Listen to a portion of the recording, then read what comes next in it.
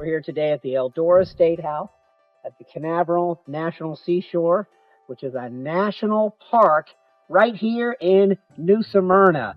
I'm top Orlando Realtor Scott Garrison with ReMax Town & Country, Orlando's #1 real estate company.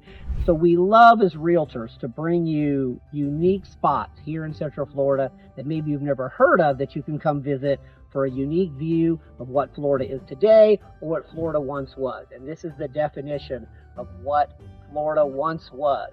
When you lived out here, there was 100 people who lived in Eldora at its height, about 1870 to 1885. Imagine no electric, no refrigerators, no running water. Everything was caught in gutters and the water was kept in a cistern. No social media, no cars. It was all horse and buggy with nothing to do but read and farm. What was Eldora known for? Well, at the time, Eldora was trying to become, like many places in Florida, a great citrus hub. So there was two things, oranges and bees, which turned into honey. And that's what they did. And it was very successful for about 10 years until the Great Freeze. We had a freeze in 1894 and another great freeze in 1895, which killed almost every orange tree here in Central and North Florida.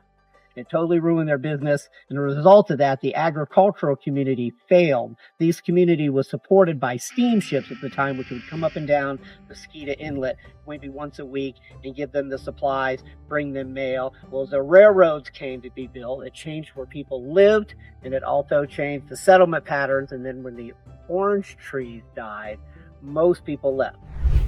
So when the community of Eldora failed after the freeze of 1895, the land was bought by the next wave of potential investors, and that was wealthy northerners who were looking to buy land near the river where they could come and spend the winter. And they built this house in 1913 and spent many years here, coming here with their kids in the wintertime. It was very, very remote then. A horse and a cart were the only ways to get around.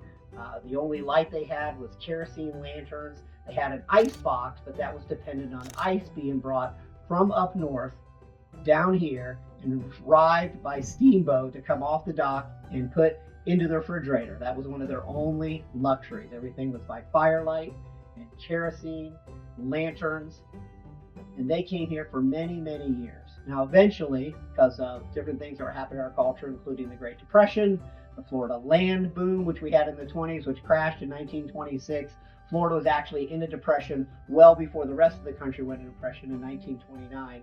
The property was abandoned and fell into disrepair. Many, many years it sat empty until the late 90s when they decided they were going to save it. So in 1999, they began construction. The roof was leaking, the house had termites, the wood was rotten, there was vandalism, and a group of preservationists got together and rebuilt this house so that we could see a part of what Florida used to be. So now it's under the auspices of the National Park System. We're here today. You can come out. It's open Friday, Saturday, and Sunday from 10 to 4.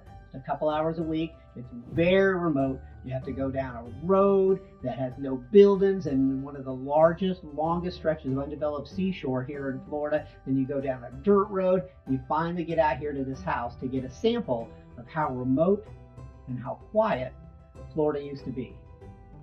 If you're looking for other cool places to go here in New Smyrna, Orlando, Central Florida, I want you to stay tuned. We'd love it if you'd like our video, subscribe to our channel for the next video history, someplace that you can actually go, bring the kids, and see a part of Florida that's not just Disney World and suburbs.